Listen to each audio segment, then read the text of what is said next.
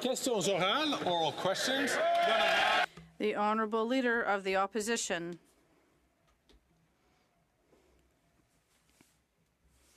Thank you. Thank you for your support, everyone. Mr. Speaker, after 9 years of this Prime Minister, more costs, crime, corruption, and now more chaos, with 24 Liberal members of Parliament who want the Prime Minister to step down, even when the Bloc wants to keep this PM in power. Even if Liberals don't have trust in this PM, will they trigger an election so we can repair what he has broken? The Right Honourable Prime Minister.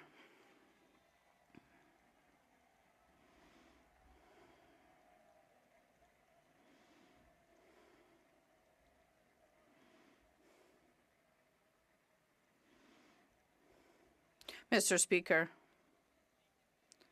the Liberal team, just like the Liberal government,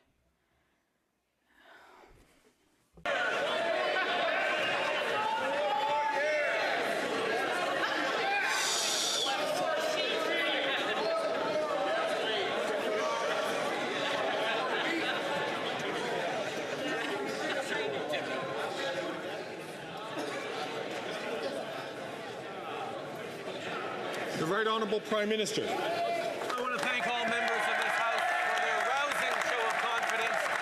I have to say, the Liberal Party, as is the Liberal government, totally united on holding the Conservative Party to account for the fact that they want to cut programs, cut services, cut initiatives that will help Canadians grow the economy, keep inflation down, and make sure there's a strong, prosperous future for all Canadians. That's what we're focused on. While Conservatives focus on petty politics, we'll stay focused on delivering for Canadians.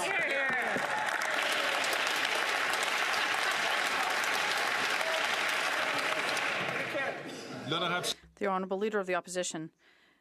That was a question in French, by the way, Mr. Speaker. 24 Liberal members recognize that this Prime Minister is not worth the cost, the crime, the corruption, and now the chaos. Finally, today, they needed to muzzle half of these members at the caucus, forcing some of them to go to the bathroom to send text messages to the journalists telling them what's going on at the caucus. The Liberal members know what Canadians have already knew, that the Prime Minister is not worth the cost, the crime, and the corruption. When will the elections be? The Right Honourable Prime Minister. Mr. Speaker, while the Conservatives are concerned with division and personal attacks, we're focused on the fact that we have to deliver for Canadians, deliver dental care for seniors, deliver more daycare spots, deliver investments in a greener economy and creating jobs for the future. The Conservatives are offering austerity and cuts. That's not what Canadians need. We need a government to be here to invest in their future, and that's exactly what we're doing, because confident governments invest in their citizens, and that's exactly why our economy is improving so much. The Honourable Leader of the Opposition. Mr. Speaker, after 9 years of this Prime Minister, costs are high. Housing costs have doubled. The national debt has doubled. Housing costs are out of control, and the Parliament is paralyzed with corruption that the Prime Minister is trying to hide from Canadians. And now there are at least 24 Liberal members of Parliament who are saying that the Prime Minister needs to resign. In addition, immigration is out of control. He cannot fix what he's broken while he's facing a rebellion. Can he trigger an election right now? The Right Honourable Prime Minister. Mr. Speaker, all Canadians clearly see that the Conservative leader is only offering cuts and austerity and empty slogans. They need solutions, and that's why we're putting forth solutions for dental care, investments in a green economy, investments to attract worldwide companies in fintech through electric vehicles, AI, and quantitative technology. We're going to be here to invest in the future of this company and focused on the future, while the Conservatives just want to bring us back to the Stone Age. The Honourable Leader of the Opposition. After 9 years of this NDP Liberal Prime Minister, costs up, taxes up, crimes up, and according to 24 Liberal MPs, time is up.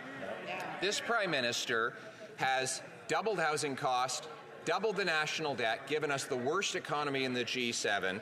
He's paralyzed Parliament with a cover-up of corruption, and 2 million people are lined up at food banks, but he cannot fix what he broke because his caucus is revolting. Will he call a carbon tax election today? The Right Honourable Prime Minister.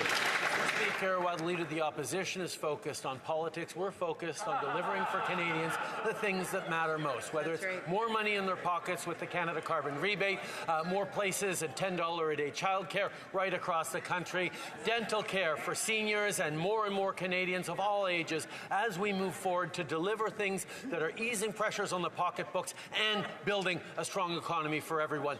This is the work that we're doing, that we will continue to do. While the Leader of the Opposition tosses around empty slogans and plays politics, we'll stay focused on the things that matter to Canadians. That's right. The Honourable Leader of the Opposition. 24 Liberal MPs went to his caucus today to tell him that he's not worth the crime, cost, or corruption.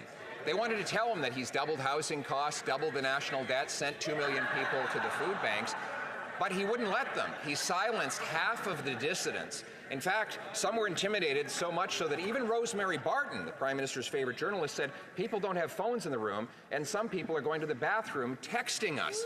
Mr. Speaker, will the Prime Minister text those dissident Liberal MPs, tell them to come out of the bathroom and tell the whole world that he's not worth the cost? The Right Honourable Prime Minister. Speaker, in our caucus, people have always been free to speak their mind and have different perspectives. What is interesting, Mr. Speaker, is nobody in the Conservative caucus seems to have spoken out when one of their members got an all-expenses-paid trip to an extreme anti-abortion church in Florida. Nobody spoke out. Well, one of the members on their front bench went and dined with white nationalists, far-right German nationalists, and nobody spoke up and is continuing to speak up when their leader refuses to get a security clearance so he can deal with foreign interference.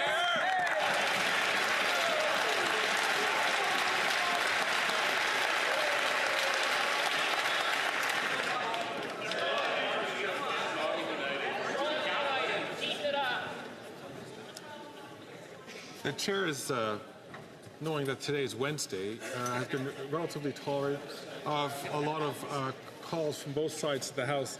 I'm going to ask members, please not take the floor until they are addressed by the Speaker, to do that so that we can hear the questions, we can hear the answers. The Honourable Member for Belleuil-Chambly. Mr. Speaker, I think that it is more honourable to leave all the Liberal troubles to them. But I'll talk about another phenomena: intimidation, corporal punishment, and lack of confidence in science. Is the PM concerned that the situation at Bedford School in Montreal, because of religious intransigence, is concerning? The Right Honourable Prime Minister. Mr. Speaker, the Bloc Leader knows full well that on this side of the House, we respect provincial jurisdiction with respect to education, but we're always going to be here to defend freedom of expression and to defend fundamental freedoms that all Canadians have rights to. And these are freedoms that ensure that we are a free, democratic, and open country with values that are always on the forefront. The Honourable Member for Belleuil-Chambly. Mr. Speaker, I understand that the Prime Minister has his thoughts somewhere else, but is he saying that forced religious education in a school and corporal punishment are freedom of expression of professors?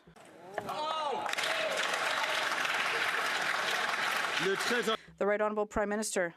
No, Mr. Speaker, that's not at all what I've said. I have underscored that administration of schools is under provincial jurisdiction, and we expect the province to take care of its jurisdiction, but we're always going to defend fundamental freedoms of all Canadians, and that includes children who have a right to be educated in a way that reflects our values as Canadians and Quebecers.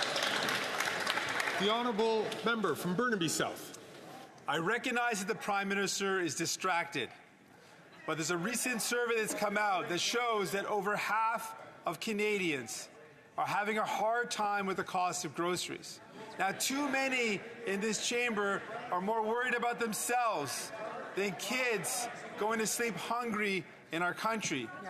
Why has this Prime Minister refused to take action on painful food prices? Hear, hear, hear. The Right Honourable Prime Minister. Mr. Speaker, we have taken action and will take more action. We move forward on increasing competition rules so that the Competition Bureau can go after people who are and companies that are gouging Canadians, at the same time as we're delivering more supports, whether it's with the National School Food Program that's putting more money in the pockets of families by giving them breaks on their groceries so kids can actually eat healthy foods at schools, or delivering a Canada carbon rebate. Unfortunately, that Canada carbon rebate that puts more money in families' pockets has just seen the NDP pull their support from it, even though it's helping Canadians with affordability, and we will continue to be there to fight climate change.